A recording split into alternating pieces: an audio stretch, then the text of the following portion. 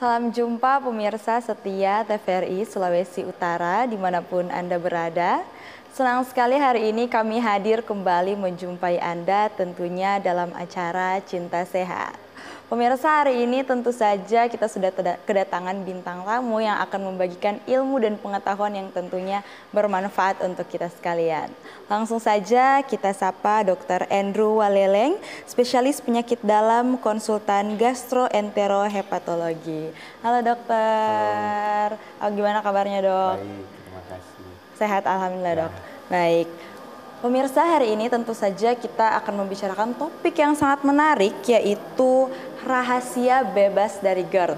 Mungkin kita bisa langsung mulai aja nih dok. Bisa. Sebenarnya apa sih yang dimaksud dengan GERD?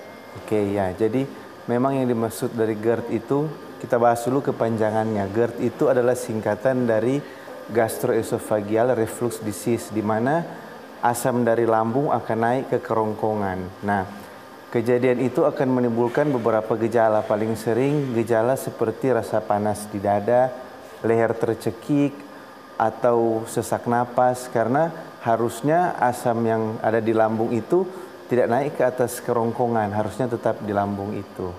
Gitu. Itu yang biasanya dikenal dengan GERD ya dok ya.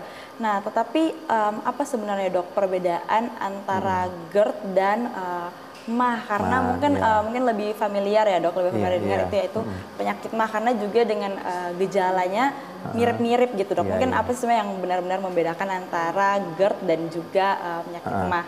Oke, jadi ada beberapa istilah yang sering kita dengar di masyarakat.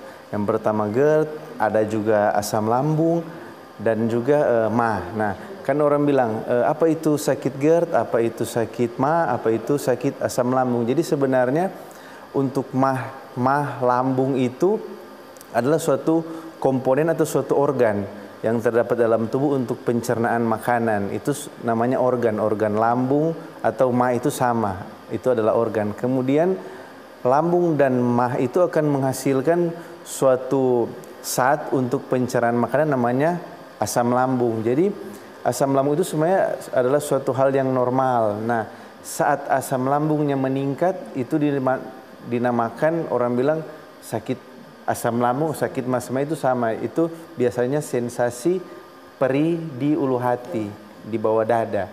Nah, untuk GERD itu sendiri, dari lambung itu asamnya akan naik ke atas dari lambung itu. Makanya sensasinya lebih cenderung ke bagian atas, begitu.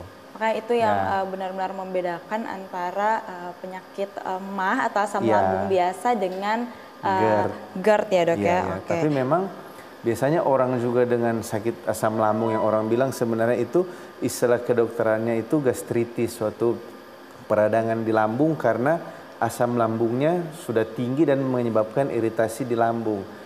Nah, biasanya dengan asam lambung yang tinggi itu akan cenderung juga bisa naik ke atas karena sudah banyak asamnya.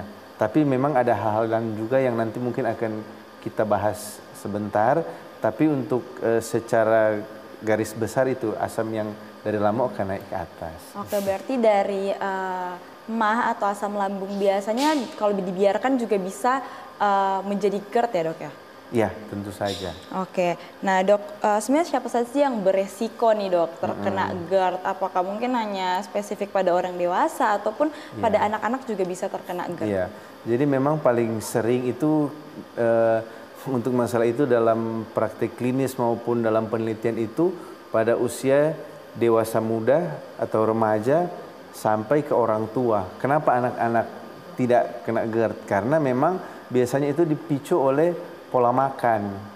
Nah, kan misalnya pola makan sudah terus menerus, pola makan yang salah itu asam lambungnya naik, lama-lama terjadi iritasi di lambung. Sementara kalau anak kecil mungkin walaupun mereka salah makan kan masih 1-2 tahun, makanya paling sering dapat saat dewasa muda atau juga masih remaja sudah bisa dapat. Dan memang untuk penelitian itu yang paling sering itu kena wanita. Kenapa wanita kan pasti bertanya? Itu karena pengaruh hormon. Karena pada wanita itu hormon stresnya bisa lebih tinggi, kemudian pada saat haid juga tidak stabil hormonnya, dan pada saat hormonnya tidak stabil bisa terbentuk itu prostaglandin yang meningkatkan terjadinya produksi asam lambung yang berlebih. Oke, ternyata perubahan dari hormon juga dapat memicu GERD ya dok ya? Pasti ya. Oke, nah dok sebenarnya GERD ini termasuk penyakit ringan atau sebenarnya penyakit yang serius sih dok? Karena mungkin banyak yang menyepelekan nih dok, karena kayak ya sudah kayak sakit asam lambung biasa aja gitu, makanya banyak yang ya udah membiarkan saja begitu. Jadi memang bagus sekali pertanyaannya, GERD ini penyakit yang ringan atau yang serius. Jadi ini GERD ini merupakan penyakit yang ringan tapi harus diseriusi. Karena apabila GERD ini terjadi menahun akan terjadi yang namanya kondisi esofagitis. Esofagitis itu di mana katup di atas lambung itu akan terjadi erosi atau terkikisnya katup di situ. Nah, kalau dia terjadi berulang, ada yang namanya kondisi yang disebut Barrett esophagus.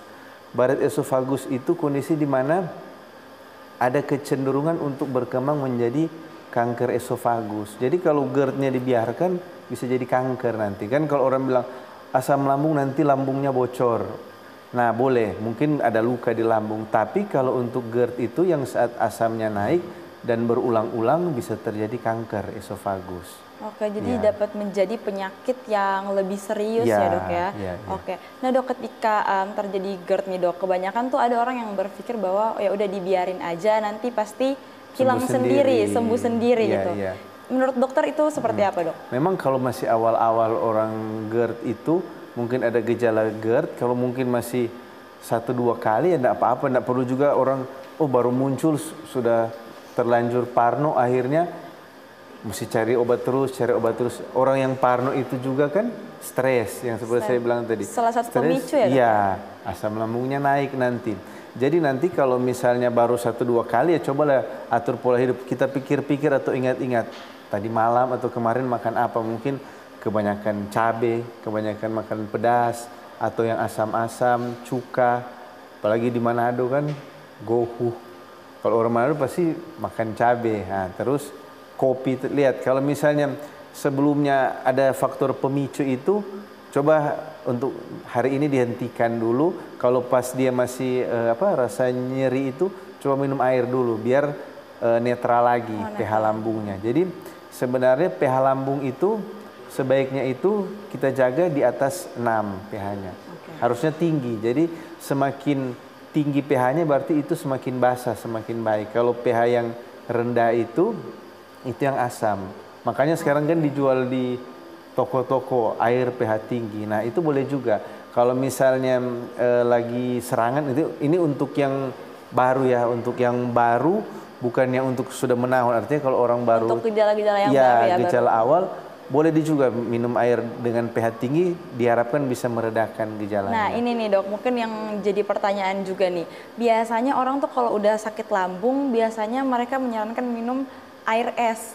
Tapi ada juga yang bilang katanya air hangat. Harus air hangat gitu. Sebenarnya apa sih dok, harusnya air hangat atau air dingin atau harus air yang ber-pH tinggi dok? Oke, ya. Memang kalau secara teori paling bagus air dengan pH tinggi. Nah, tapi bagaimana suhunya?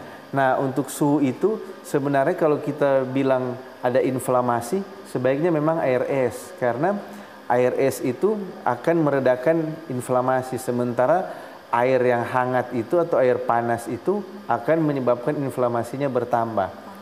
Tapi kalau kebanyakan air es nanti juga radang tenggorokan. Jadi kalau saya sih saya anjurkan air suhu ruangan saja. Soal kalau air sedikit hangat masih boleh. Karena kalau yang biar lambungnya lebih lebih nyaman. Tapi untuk penyembuhannya lebih disarankan sebenarnya kalau di penelitian air yang dingin untuk meredakan peradangannya. Ya. Oke, nah dok, dan sebenarnya makanan apa aja sih dok biasanya yang memicu nih, yang memicu terjadinya asam lambung ataupun GERD? Mungkin kalau saya bicara makanan, mungkin banyak orang yang tidak suka karena memang namanya itu biasa orang sudah bertahun-tahun makan itu terus dilarang kan. Jadi memang yang memicu cabai pasti, cabai, merica, kopi, daun teh, coklat, cuka, minuman soda, santan. Santan kenapa santan? Karena santan kan dia berminyak. Biasa kalau berminyak itu juga untuk mencerna minyak juga akan terbentuk asam lambung yang tinggi untuk mencerna itu. Kemudian ada juga yang dinamakan cairan empedu. Cairan empedu itu digunakan tubuh ini untuk metabolisme lemak. Jadi saat lemak masuk akan keluar cairan empedu untuk metabolisme, untuk mencernanya. Nah, cairan empedu itu sifatnya juga asam, seperti asam lambung. Jadi orang makan berminyak juga itu akan dapat memicu ya dok ya. Oke, berarti kurang lebih kalau untuk menjaga agar tidak terkena GERD nih, benar-benar harus menjaga pola makan ya dok ya. Artinya kita bicara untuk mencegah. Kalau mencegah dibatasi, bukan berarti tidak boleh. Oh, bukan berarti dihindari, tapi dibatasi ya dok, ada porsinya begitu ya. Tapi kalau sudah sakit, benar-benar harus menjadi pantangan berarti dok. Jadi pantang. Oke. Nah dok, dan sebenarnya biasanya nih orang kalau stres tuh gampang terkena penyakit lambung nih dok. Sebenarnya apakah stres memicu penyakit lambung atau tidak nih dok? Memang benar, stres akan memicu. Jadi pertama yang seperti tadi saya bilang kan pengaruh di hormonal. Saat hormonnya berubah itu akan terbentuk hormon stres. Hormon stres itu akan meningkatkan asam lambung. Terus hormon stres juga akan mengganggu fungsi-fungsi dari otot pencernaan. Kalau ototnya terganggu itu bisa saja katup dari lambungnya jadi longgar, atau bisa saja kontraksinya berlebihan. Sampai kadang-kadang kan orang kalau biasa kalau stres itu jadi diare. Diare ya biasanya. Nah dok, dan ini nih mungkin katanya ada seluruh penyakit lambung itu sebenarnya berasal dari pikiran nih dok. Kalau tanggapan dokter seperti apa tuh dok? Nah ya itu memang sering saya dengar pikiran. Kalau saya tidak setuju dengan itu, karena ya memang pikiran mempengaruhi, tapi ada hal-hal lain. Jangan sampai ada orang sudah sakit mah bertahun-tahun, ketemu orang bilang, wah sakit mah jadi atur saja pikirannya, Akhirnya jatuh ke tahap yang lebih serius, karena pikiran. Dan memang saat orang terganggu lambungnya, pikirannya pasti terganggu. Karena itu sesuai teori di mana di saluran cerna kita terdapat yang namanya nervus vagus atau saraf yang namanya vagus itu. Dia itu percabangan sarafnya bisa ke jantung, bisa ke kepala, dan memang di lambung dan di saluran cerna sampai usus itu banyak saraf. Bahkan lebih banyak dari saraf di tulang belakang. Makanya setiap ada masalah di lambung, di usus akan berefek ke otak. Makanya itu namanya di tubuh kita kan ada suatu sistem keseimbangan untuk timbal balik, di mana kalau ada masalah di saluran cerna efeknya ke pikiran, ada masalah di pikiran efeknya ke saluran cerna. Jadi secara tidak langsung itu berkesinambungan ya dok ya, dan tidak terpisahkan berarti. Oke, menarik banget nih dok, ternyata masih banyak lagi nih yang akan kita bahas setelah ini. Pemirsa tetap bersama kami setelah yang satu ini.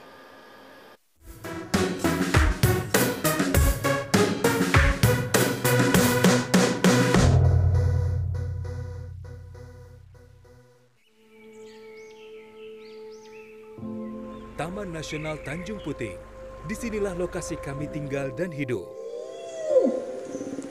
Hutan hujan tropis di Kalimantan adalah rumah bagi kami, orang utan.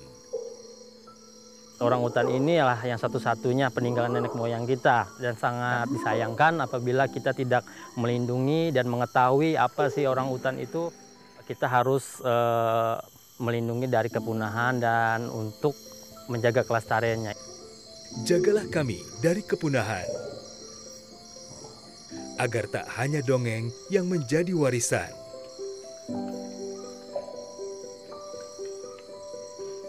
kami juga memiliki hak hidup yang sama seperti kalian, manusia. Pelihara hutan, selamatkan orang utan dari ancaman kepunahan.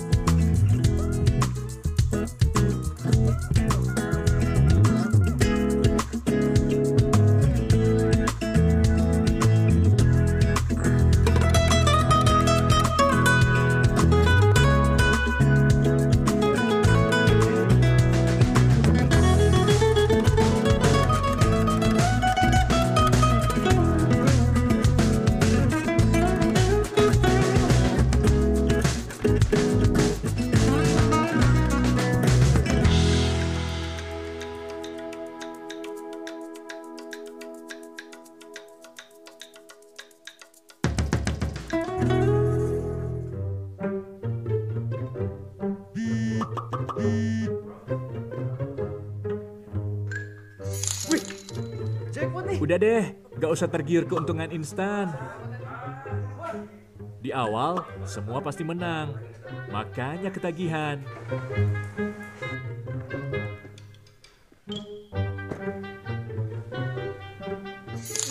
Menang terus sih, tapi modalnya kan juga gede. Mas, gas habis. Ih, Mas, majuin sih. Udah deh, mendingan berhenti. Jangan nunggu sadar saat semua menghilang. Stop judi online. Yuk, bersama berantas judi online.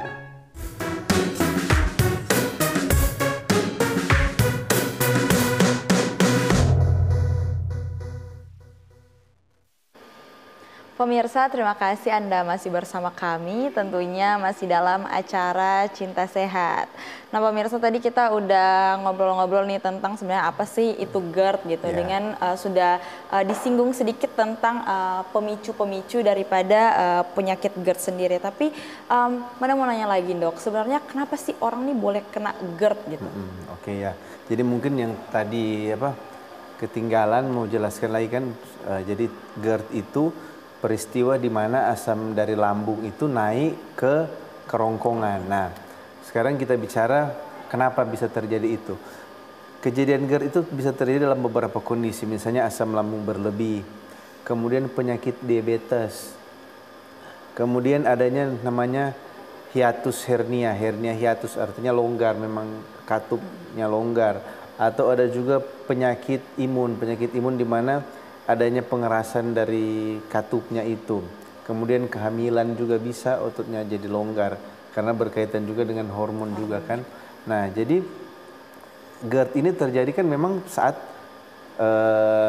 asamnya naik ke kerongkongan. Nah, misalnya tadi kita bilang pada kondisi apa, misalnya diabetes. Kenapa diabetes? Jadi diabetes itu saat tidak teratasi itu akan terjadi gangguan dari saraf. Nah, gangguan dari saraf itu kita sebut dengan gastroparesis diabetikum, di mana terjadi perlambatan pengosongan dari lambung. Jadi asamnya akan tertahan lama, makanannya juga lama. Jadi tertumpuk di situ. Jadi saat dia tidak mampu lama tertumpuk, makanya dia lama turun, dia naik ke atas kan, dia naik ke atas. Kemudian juga saat terjadi masalah di saraf, katupnya juga itu jadi tidak cekat. Harusnya katup di atas lambung, katup di atas lambung itu menjaga supaya asamnya tetap di lambung, ya, tidak naik ke kerongkongan. Jadi kalau pasien-pasien diabetes sering sekali terkena GERD memang, karena masalah di saraf. Kemudian tadi juga kalau asam lambung berlebihan, kan asam lambung berlebihan dia bisa naik ke atas. Dan kemudian yang tadi selain asam lambung, pada orang-orang hamil juga, gangguan hormonal, terjadi gangguan hormonal, makanya asam lambungnya naik ke atas karena banyak asam lambungnya. Jadi pada kondisi-kondisi itu akan terjadi gejala GERD. Nah, tadi mungkin tidak banyak dibahas apa sih yang orang rasakan saat GERD. Jadi misalkan tadi kita bicara asam lambung, asam lambung kan asam lambung lebih cenderung keadaan di mana terjadi kembung, nyeri di bagian ulu hati atau muntah-muntah. Nah, GERD juga memang bisa muntah, tapi GERD memang gejalanya lebih dominan ke bagian atas di daerah dada. Itu yang namanya heartburn, rasa terbakar di dada. Panas gitu ya, Dok? Iya. Kenapa begitu? Karena normalnya memang tidak ada asam di kerongkongan kita, karena telah dijaga oleh katup itu. Jadi saat asam naik akan terjadi sensasi yang tidak nyaman, rasa panas di dada, rasa tercekik, ada yang sampai di leher, ada yang orang sampai giginya rusak karena asamnya naik itu bisa menyebabkan yang namanya karies, gigi rusak, hancur giginya kalau karena penyebab daripada asam. Naiknya asam ke kerongkongan. Iya, betul. Biasa kalau masih sampai kerongkongan belum sampai rusak, tapi kalau sudah sampai di mulut ada, makanya orang biasa tadi kan gejala panas di dada, sampai kadang-kadang saat tiap bangun pagi mulut terasa pahit, terasa asam. Terasa masam gitu ya, Dok? Iya, karena memang asam lambung ini waktu produksinya itu di sekitaran jam 12 sampai jam 2, jam 3 malam itu produksi asamnya. Makanya saat asamnya tinggi, saat waktunya produksi juga lebih tinggi, ada katupnya longgar, naik asamnya ke makanya dari bagian itu atas. Untuk waktu tidur juga mempengaruhi juga, Dok? Iya, waktu tidur pengaruh. Jadi memang kalau kita tidur biasanya di atas jam 10 itu tubuh akan menghasilkan hormon stres. Hormon stres itu juga yang saya bilang tadi meningkatkan asam lambung. Dan kemudian juga gejala-gejala lain yang dirasakan bisa pusing, bisa sakit kepala, ya mual pasti. Tapi yang mungkin gejala-gejala di luar lambung ya, bisa pusing, mual, ada yang sampai batuk. Sampai batuk? Iya, batuk-batuk. Ada gejala batuk karena gatal terus di leher. Makanya ada orang yang sering datang ke praktek bilang, "Dok, ini saya batuk-batuk, foto dada normal, saya periksa lendir sampai dikira TBC. Bukan, ini sakit apa?" Saya bilang, berarti kalau saya lihat mungkin gejala dari GERD, karena pada pemeriksaan paru kan tidak ada masalah. Jadi setelah diobati biasa 2 minggu batuknya cenderung berkurang. Cenderung membaik ya, Dok ya. Oke. Nah, Dok, seberapa besar sih sebenarnya kesadaran diri nih dalam proses penyembuhan atau pengelolaan GERD ini? Maksudnya kontrol dari diri sendiri nih, Dok, untuk pada saat proses penyembuhan dari GERD ini? Sebenarnya kesadaran diri itu harus diawali dengan pengetahuan dulu. Karena saat orang tidak mengetahui, walaupun mereka sudah sadar sakit, mereka tidak tahu. Seperti tadi kan yang awal-awal kita bicarakan, orang bilang atur saja di pola pikir, karena GERD itu masalah pola pikir. Jadi orang saat pengetahuannya bilang, oh pola pikir, jadi berusaha mengatur pola pikir dan tidak ada perubahan. Nah, jadi memang penting sekali untuk ada edukasi seperti ini ya, soalnya penyakit GERD. Jadi saat orang sudah tahu GERD itu, memang pasti mereka akan melakukan, karena namanya GERD itu sangat tidak nyaman, mengganggu aktivitas, menurunkan kualitas hidup. Bahkan ada beberapa pasien sampai datang ke saya bilang, "Dok, mau minta surat izin dulu jadi tidak produktif." Dan saya bilang, menghambat aktivitas sehari-hari ya, Dok ya? Dan sebenarnya saat orang beristirahat justru akan terpicu pikiran-pikiran. Jadi sebenarnya orang GERD itu tidak ada pantangan untuk bekerja. Seharusnya bekerjalah seperti biasa, tapi mungkin edukasinya mungkin harus atur pola makan, atau sampai mungkin harus dengan pengobatan. Oke, nah dok sebenarnya bagaimana sih cara mengetahui nih kalau seseorang nih terkena GERD dok? Apakah ada pemeriksaan khusus kah atau seperti apa? Untuk pemeriksaan awal itu ada yang kita namakan GERD-Q. GERD-Q itu ada di suatu aplikasi itu di dokter itu, jadi apa gejala-gejalanya dimasukkan. Jadi itu seperti kuesioner. Nah di situ ada skor-skor. Nah misalnya ada skor tertentu itu bahwa dikatakan bahwa pasien itu GERD. Nah bagaimana untuk ke depannya selanjutnya setelah kita melakukan pemeriksaan itu biasanya bisa juga kita berikan namanya PPI test. Ada juga PPI test. PPI test itu apa? Itu PPI itu adalah suatu golongan obat untuk asam lambung. Namanya proton pump inhibitor. Mungkin kalau masyarakat sudah sering pakai seperti omeprazol, lansoprazol itu masuk di golongan PPI. Jadi biasanya dicoba dulu, misalnya pasien itu 2 minggu minum obat terus ada perbaikan, ya kemungkinan memang dia mengarah ke GERD. Nah, kemudian kan kita dari GERD-Q itu sebenarnya kita bisa memastikan itu pasien itu sudah kena GERD. Oke, kena GERD. Tapi apa yang membuat dia sampai seperti itu dan hal apa yang terjadi di lambungnya. Nah, bagaimana kita lihat kan orang bilang USG, CT scan.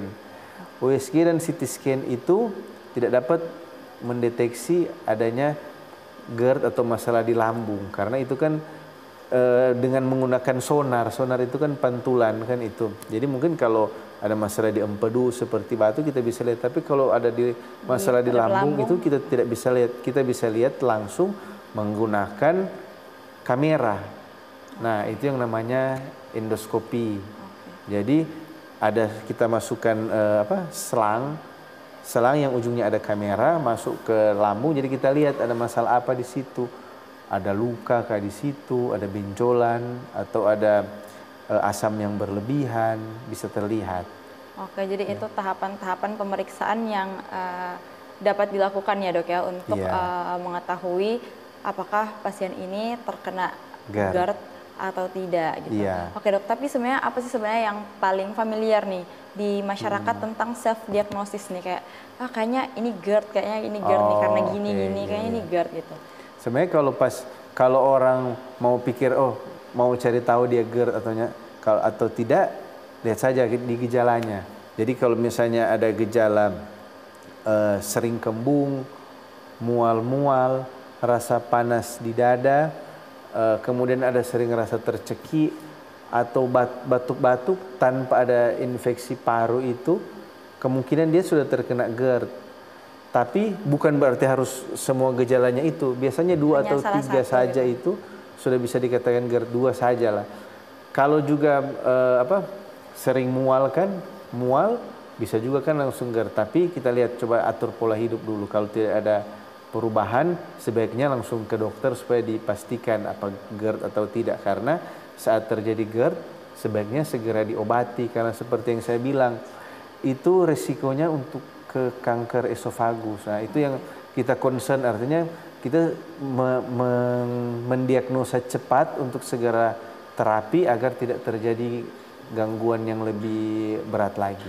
Nah dok, untuk jangka waktu nih dok pada saat mengalami gejala-gejala tersebut, apakah itu memang terjadi secara terus-menerus dok? Apakah terjadi secara bertahap dan berulang atau seperti apa dok? Biasanya itu kan kalau gejala-gejala itu kalau memang orang kan semuanya ada asam lambung. Mungkin kalau asam lambung mungkin meningkat tiba-tiba, mungkin ada stres atau tiba-tiba salah makan, memang akan berdampak nyeri seperti itu. Tapi saat biasanya misalnya pemicunya tidak ada lagi, misalnya sudah tidak stres, sudah tidak makan pedas, terus tidak ada gejala, berarti itu cuma memang respon fisiologis dari tubuh. Tapi apabila sudah diatur pola makan dan sebagainya itu tapi tidak ada perbaikan sekitar 2 minggu, di atas 2 minggu dia terus menerus, sebaiknya segera ke dokter. Berarti itu sudah ada masalah yang kronis, lebih serius. Oke, jadi kalau memang gejalanya terjadi secara terus menerus, lebih baik dilakukan pemeriksaan lebih lanjut ya dok ya. Oke, nah dok, ini biasanya nih kebanyakan orang habis makan terus tidur itu dapat memicu GERD kah atau tidak? Iya. tergantung kalau cuma makan kecil enggak, tapi kalau makan banyak pasti bisa. Dan memang untuk pasien GERD memang dianjurkan untuk tidur 2-3 jam setelah makan. Jadi dikosongkan dulu lambungnya. Nah, jadi kalau saat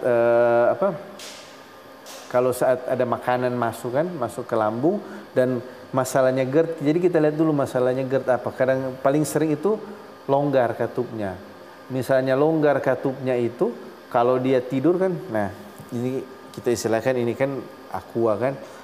Kalau dia masih ada makanan di sini saat dia tidur ini kan bisa naik ke atas. Iya, jadi seperti itu. Jadi kita tunggu dulu dia turun baru. Kemudian juga untuk posisi mungkin itu akan kita bahas nanti di bagaimana, tapi kita bicara sekarang sudah terlanjur. Jadi untuk posisi tidur disarankan bantalnya, bantalnya ditinggikan, kemudian menghadap ke kiri. Nah, kenapa menghadap ke kiri nanti kita bicarakan sebentar. Oke dok.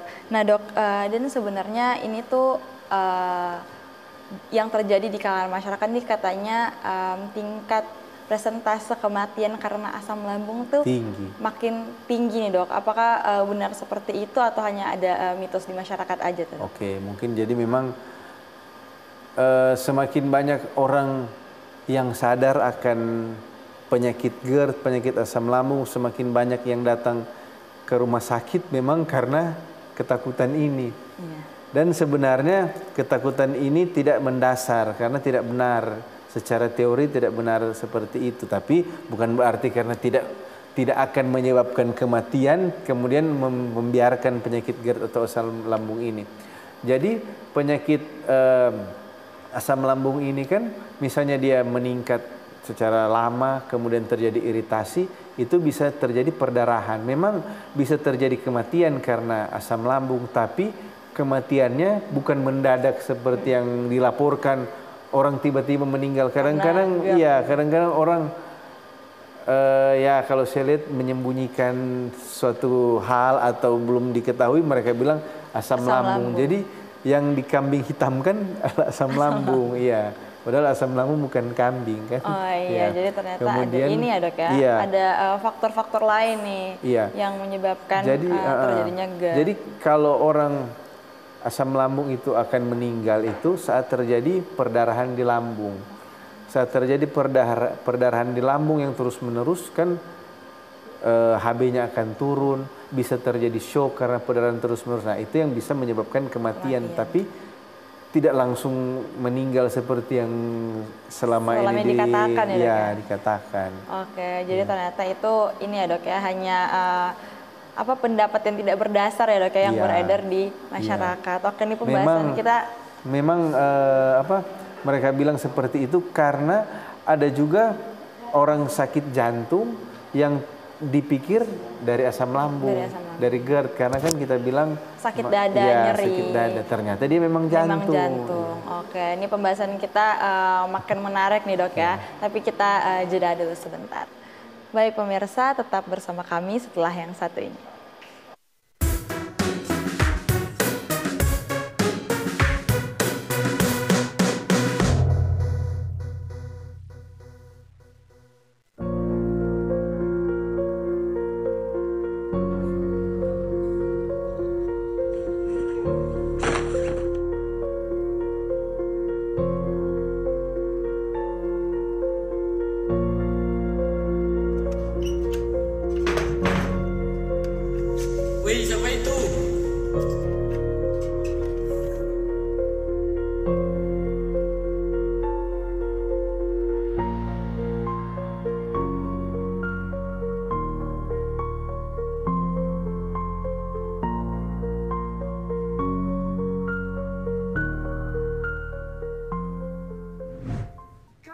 Sendiri kawan, kau harus percaya. Meski jalan berliku, kita akan terus bersama. Bersama kita hadapi apapun rintangannya. Kamu tidak sendiri kawan, yakinlah semangat kita. Kamu tidak sendiri kawan, yakinlah semangat kita.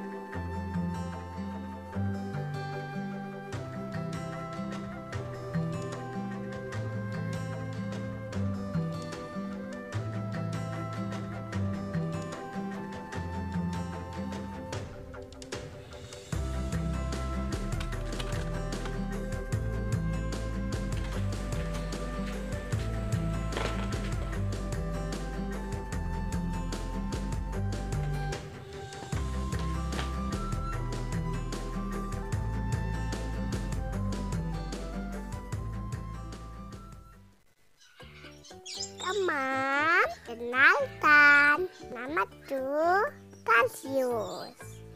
Binatang pelimata atau monyet terkecil di dunia. Orang bilang tuh lucu, mengemaskan, atau unik, lantang, dan dilindungi. Ini rumah tuh, hutan Tantoto. Tepatnya di Bitung, Sulawesi Utara. Akan selalu ramah kepada siapapun yang datang ke rumah tuh. Teman, mari kita selamatkan rumah tuh, hutanmu dan kita.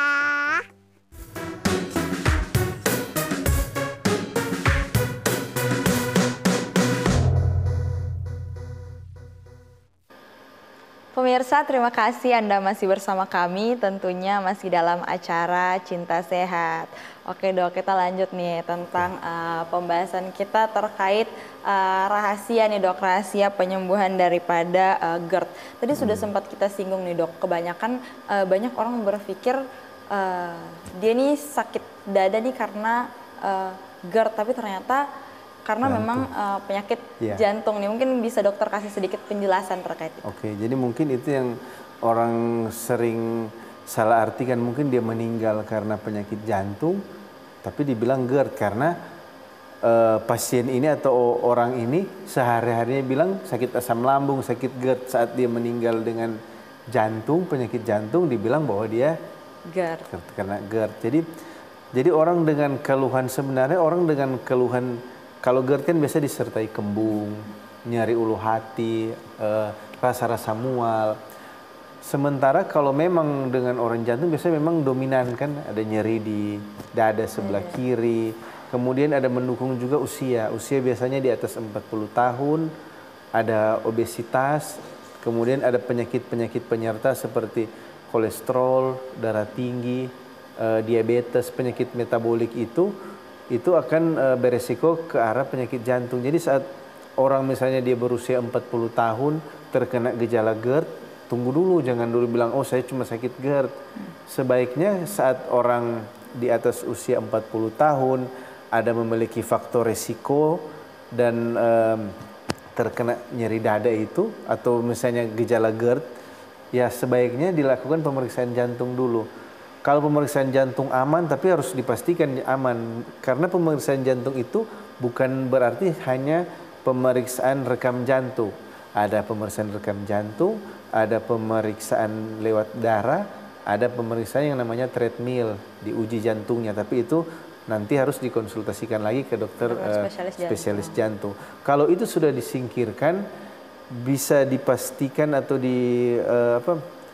ya sekitar 80% itu masuk ke GERD karena gejalanya, apalagi kalau dengan disertai gejala-gejala lain seperti yang rasa terbakar itu, yang nanti kan ada GERD Q-score-nya. Kalau GERD Q-score-nya itu menunjang, itu memang dapat dipastikan itu suatu GERD. Asal makanya harus disingkirkan dulu masalah jantungnya, jangan dipikir-pikir GERD ternyata dari jantung. Oke, jadi memang ini ya dok ya, jangan dulu langsung menyimpulkan nih bahwa ini salah satu penyakit, entah itu GERD, jantung, dan lain sebagainya. Harus melakukan beberapa tahapan-tahapan proses pemeriksaan dulu ya dok ya, supaya memang lebih yakin dan lebih akurat nih penyakit sebenarnya tuh seperti apa. Nah dok, terkait pemeriksaan untuk penyakit GERD itu sendiri, tadi kan dokter sudah jelaskan nih ada namanya pemeriksaan endoskopi nih dok. Tapi banyak nih yang mengira ini tuh takut, berbahaya gitu, mungkin memiliki resiko yang tinggi ketika menjalani pemeriksaan ini. Mungkin bisa dokter jelaskan sedikit untuk pemeriksaan ini seperti apa? Oke ya. Jadi pertanyaan yang bagus yang tadi. Jadi memang untuk pemeriksaan akurat soal lambung itu yaitu pemeriksaan endoskopi. Endoskopi itu yaitu memasukkan kamera lewat suatu alat ke dalam saluran cerna kita. Jadi endoskopi untuk lambung itu, dan untuk saluran cerna ya. Untuk saluran cerna sebenarnya ada beberapa. Kalau untuk diagnostiknya ada namanya esophagogastroduodenoskopi, yaitu melihat dengan kamera bagian esofagus, bagian lambung, dan bagian usus 12 jari. Itu esophagogastroduodenoskopi. Ada juga yang dinamakan dengan kolonoskopi. Nah, jadi kalau ada masalah di saluran cerna bagian bawah di bagian usus itu namanya kolonoskopi, tapi dimasukkan lewat anus itu sampai di usus halus bagian akhir. Nah, ada juga pemeriksaan seluruhnya dari tenggorokan sampai lambung, itu namanya enteroskopi untuk pemeriksaan lain. Tapi biasanya kalau untuk mendiagnosa suatu masalah di lambung itu digunakan pemeriksaan EGD, namanya esophagogastroduodenoskopi. Nah, bagaimana pemeriksaannya? Jadi pemeriksaannya itu biasanya berbeda-beda tiap senter rumah sakit. Ada yang hanya diberikan obat untuk menghilangkan rasa tidak nyaman di leher, cuma disemprot. Ada juga yang disuntik biar pasiennya bisa tenang, bisa tidur, baru alatnya dimasukkan. Alatnya mungkin hanya seperti jari telunjuk, seperti jari telunjuk, ada kamera di ujung, dimasukkan lewat mulut. Nah, mulut itu kan ada rongga yang sudah ada. Jadi alat ini memang ada risiko lecet untuk misalnya ada benjolan dilewati di situ, tapi memang risikonya kecil karena di ujungnya itu juga ada angin dan permukaannya lentur. Nah, jadi biasanya dia bisa mengikuti lekukan-lekukan itu. Nah, kemudian dari alat itu bisa kita lihat misalnya ada luka atau ada benjolan di situ. Misalnya ada luka atau ada benjolan, biasanya kita akan ambil jaringan, kita ambil kecil, dicubit kecil, namanya biopsi. Diambil jaringan untuk diperiksa, periksa namanya patologi anatomi, pemeriksaan jaringan. Nah, di situ bisa kelihatan apakah itu radang yang sudah lama atau radang baru, atau ada kuman di situ. Kuman yang paling sering itu namanya kuman Helicobacter pylori. Nah, kuman itu yang akan menyebabkan luka-luka di lambung. Jadi kalau ada bakteri itu, walaupun sudah minum obat lambung, sudah atur pola makan, tidak akan sembuh. Jadi harus dikeluarkan. Bagaimana cara mengeluarkan? Harus cari tahu dulu ada atau tidak, karena antibiotiknya berbeda dengan mungkin orang bilang, oh saya selama ini sudah sering kok minum antibiotik ini. Tapi untuk kuman itu sendiri ada khusus antibiotiknya. Iya, karena reaksinya akan berbeda ya dok ya. Iya, dengan mungkin yang biasa dia konsumsi dengan yang untuk spesifik untuk kuman. Oke. Nah dok, dan sebenarnya apa sih nih langkah pertama nih yang harus dilakukan ketika kita tahu bahwa kita ini menderita penyakit GERD? Oke. Jadi yang kalau kita sudah terdiagnosa untuk GERD, pertama tergantung nanti harus dilakukan pemeriksaan ke dokter. Kalau masih gejalanya masih ringan, artinya bisa hilang dengan atur pola makan, ya dijaga saja pola makan. Tapi jika dengan menjaga pola makan, pola pikir, tapi keluhannya masih berulang, harus konsultasi ke dokter dan diberikan pengobatan. Pengobatan itu, jadi pengobatannya biasanya diberikan obat untuk menurunkan asam, untuk menjaga asamnya tidak naik, dan untuk menyembuhkan iritasi di lambung. Nah, biasanya akan diberikan mungkin sekitar awalnya mungkin 2 minggu sampai 2 bulan untuk pengobatannya. Kalau sudah tidak sembuh aman. Tapi kalau memang tidak ada perbaikan, memang lebih disarankan untuk melakukan pemeriksaan endoskopi biar lebih jelas masalahnya. Biar ini lebih yakin ya dok ya untuk penyebab sebenarnya permasalahan daripada GERD ini apa gitu, apa yang memicu terjadinya GERD ini. Nah dok, ini nih dok, sebenarnya apakah GERD ini tuh dapat disembuhkan atau tidak dok? Oke, ya jadi tadi memang sesuai judul kita, rahasia sembuh dari GERD. Berarti kalau ada rahasianya berarti bisa jawabannya. Nah, jadi memang GERD ini bisa disembuhkan. Cuma ada juga kondisi di mana tidak bisa sembuh tapi ada jalannya untuk sembuh. Seperti yang saya bilang, misalnya setelah di endoskopi ternyata katupnya longgar kan. Nah, kalau katupnya longgar itu dengan obat tidak bisa sembuh. Jadi harus dilakukan operasi. Diikat katupnya biar cekat lagi. Kemudian misalnya ada penyakit-penyakit penyerta seperti diabetes tadi, ya diobati diabetes. Kalau pencetus GERD-nya dari makanan, diatur untuk pola makan. Kemudian kalau ada kuman diberikan antibiotik dan berikan obat untuk menyembuhkan luka. Oke. Nah dok, kapan seseorang nih perlu untuk mengonsumsi obat untuk penyakit GERD?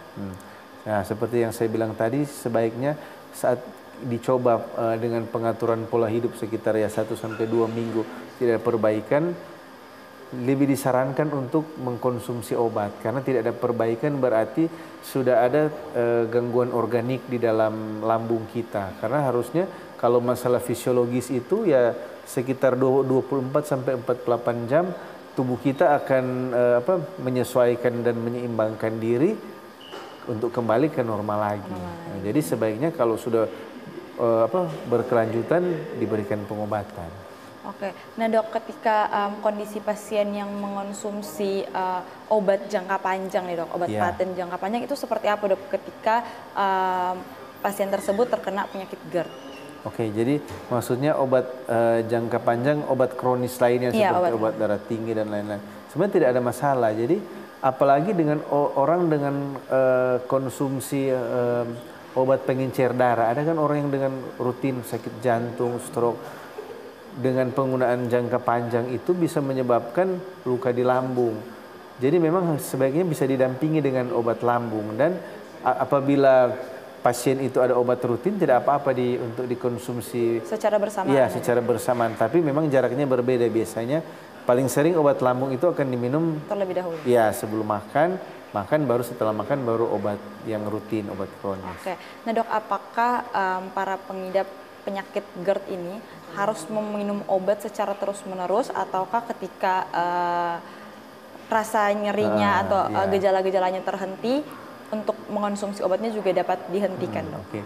Jadi memang untuk obat harus diminum terus-menerus, tapi bukan seperti obat kronis yang diminum sampai bertahun-tahun. Jadi saat tercapainya kesembuhan, misalnya kesembuhan pertama disebut misalnya kesembuhan dari gejala, misalnya orang itu belum dilakukan endoskopi kan, kita belum tahu jelas masalahnya apa, tapi ada gejala asam lambung, ada gejala GERD, diberikan obat dari dokter misalnya jangka waktu 2 minggu. 2 minggu ada perubahan atau masih ada masalah, masih ada keluhan sedikit, dokter bilang dilanjutkan dulu. Jadi sesuai evaluasi dokter. Misalnya dokter memberikan obat misalnya sampai 2 bulan, ya cobalah harus diminum terus 2 bulan. Karena misalnya untuk adanya terjadi penyembuhan dari luka-luka di lambung, misalnya kita minum 2-3 hari kalau tidak ada gejala, soalnya kalau minum obat lambung biasanya kalau obatnya tepat itu 2-3 hari tidak ada gejala lagi. Langsung bereaksi ya dok? Iya, tapi saat obatnya dihentikan kan itu baru asam lambungnya stabil. Tapi lukanya masih ada, jadi asamnya naik lagi, luka lagi. Jadi sebaiknya kalau itu diminum terus-menerus. Kemudian setelah dilakukan endoskopi juga kita lihat, ada masalah jaringannya luka atau ada erosi. Diminum jangka panjang sekitar 2-3 bulan, tidak apa-apa diminum terus. Diiringi dengan pengaturan pola makan, pola hidup sehat ya, benar. Jadi harus minum terus, jangan bilang nanti sudah tidak ada gejala ngapain minum obat. Jadi harus minum terus sampai tercapai suatu kesembuhan. Oke, jadi harus minum obat secara rutin juga dengan pantauan dokter ya dok ya, harus dengan evaluasi dokter terkait kesembuhan daripada GERD pasien tersebut. Oke, nah dok, kalau misalkan nih pengobatan-pengobatan alami ya dok, tanggapan dokter nih seperti apa nih dok? Misalnya kami minum minuman herbal dan lain sebagainya. Oke, jadi untuk pengobatan. Oke, nah untuk pengobatan secara obat-obatan herbal seperti apa dok? Nah, untuk pengobatan herbal memang saya tidak mendalami untuk pengobatan herbal kan, lebih cenderung ke pengobatan dengan obat-obatan kimia maksudnya. Tapi pengobatan herbal itu tidak saya berikan karena memang kan untuk pengobatan herbal itu belum ada dosis dan takarannya. Misalnya orang bilang minum jahe.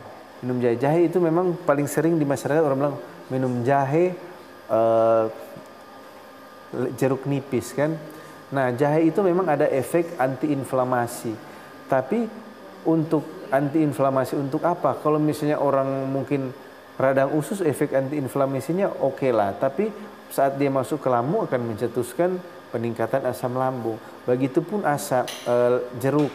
Jeruk itu orang bilang, oh minum tiap pagi. Artinya saya menegaskan di sini untuk edukasi ke masyarakat. Jangan sampai ada orang bilang, saya minum jeruk nipis sembuh. Memang jeruk nipis itu juga ada efek antiinflamasi, sifatnya alkali. Apa itu alkali? Alkali itu yaitu pH yang tinggi. Saya bilang tadi kan memang baiknya pH yang tinggi, tapi dia ada sifat iritan ke lambung. Jadi saat orang minum mungkin akan terasa nyaman karena yang pH-nya yang tinggi ya, itu. Tapi sifatnya hanya sesaat ya, Dok, ya? Suatu saat nanti akan terjadi gejala saat dia misalnya tidak minum itu, tidak pH-nya sudah tidak tinggi lagi, akan terjadi masalah Kembali yang lagi. lebih serius lagi. Oke. Jadi makin menarik nih ya Dok ya. Ternyata Iya. pembahasan kita ini sudah semakin dekat nih dengan bagaimana sebenarnya rahasia nih untuk sembuh Iya. daripada GERD. Tapi kita jeda dulu sebentar.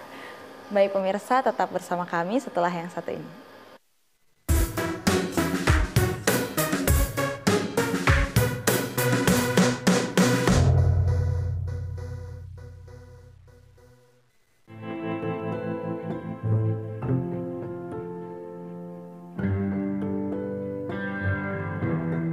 Kasus bullying semakin hari semakin meningkat.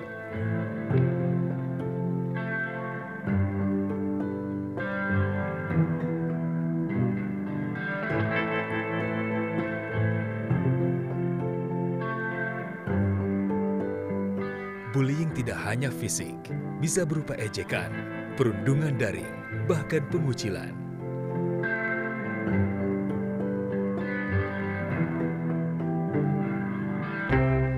Bullying merusak harga diri, kesehatan mental, dan masa depan.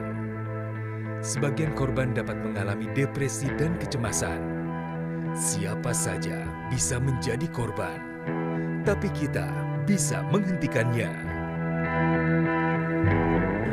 Saya pernah jadi korban. Saya tahu bagaimana rasanya. Kita harus berani bicara.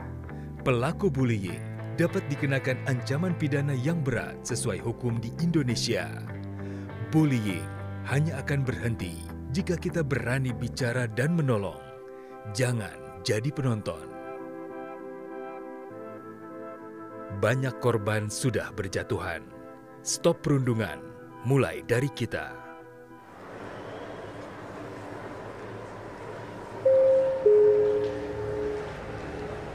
Setiap tenun songket adalah cerita.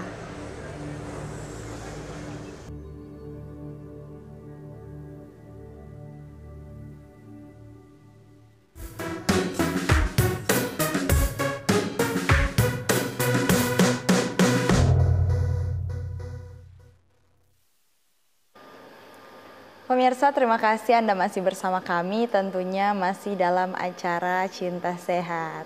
Oke Dok, baik, ini nggak terasa nih, ternyata kita sudah sampai juga nih ke penghujung acara kita.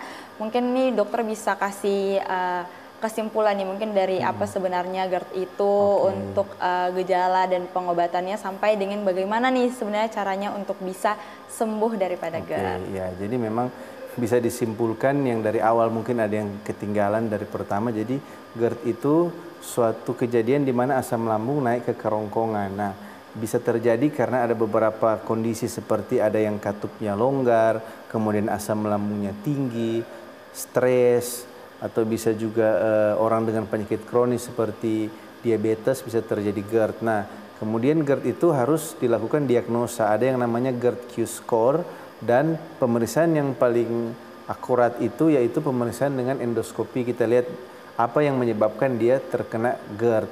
Nah, kemudian dari situ kita bisa lakukan pengobatan yang lebih akurat setelah dilakukan pemeriksaan endoskopi. Nah, seperti topik kita hari ini, apa sih rahasianya? Jadi untuk rahasia sembuh dari GERD, karena GERD ini memang bisa sembuh, tapi bagaimana bisa sembuh dengan dilakukan diagnosis yang tepat. Jadi setelah dilakukan pemeriksaan endoskopi itu, kita lakukan pengobatan. Setelah diberikan pengobatan, harusnya pasien itu berobat dengan patuh.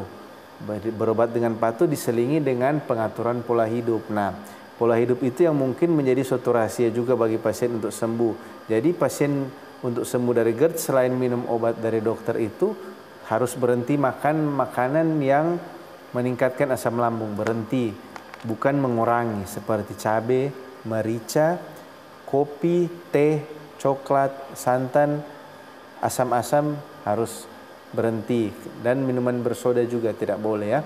Nah, kemudian untuk makan harus makan sedikit-sedikit tapi sering, artinya supaya lambungnya sudah kosong dulu baru diisi lagi, jangan ditumpuk-tumpuk. Kalau ditumpuk-tumpuk nanti asamnya akan naik ke kerongkongan.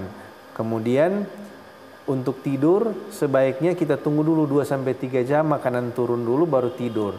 Tidurnya bantalnya ditinggikan dan miring ke sebelah kiri. Nah, kenapa miring ke sebelah kiri? Karena bentuk anatomi dari lambung itu seperti ini. Jadi ada kantongnya di sebelah kiri. Jadi saat kita miring ke kiri makanannya akan tertampung atau asamnya. Kalau ke kanan dia di bagiannya agak datar bisa naik ke kerongkongan. Nah, setelah melakukan itu semua dan sembuh biasanya sudah bebas gejala. Saat bebas gejala bukan berarti sudah bebas, karena GERD itu bisa sembuh dan bisa kembali lagi. Jadi saat dia sudah tercapai suatu kesembuhan, diatur pola makannya, pola makan, pola pikir, pola tidur juga harus diatur begitu. Oke, terima kasih banyak nih Dokter Endro udah datang ke Cinta Sehat, tentunya udah berbagi ilmu yang bermanfaat untuk kita sekalian yang ada di sini. Baik pemirsa, saya Amanda Tessa mewakili seluruh kerabat yang bertugas mengucapkan terima kasih dan sampai jumpa.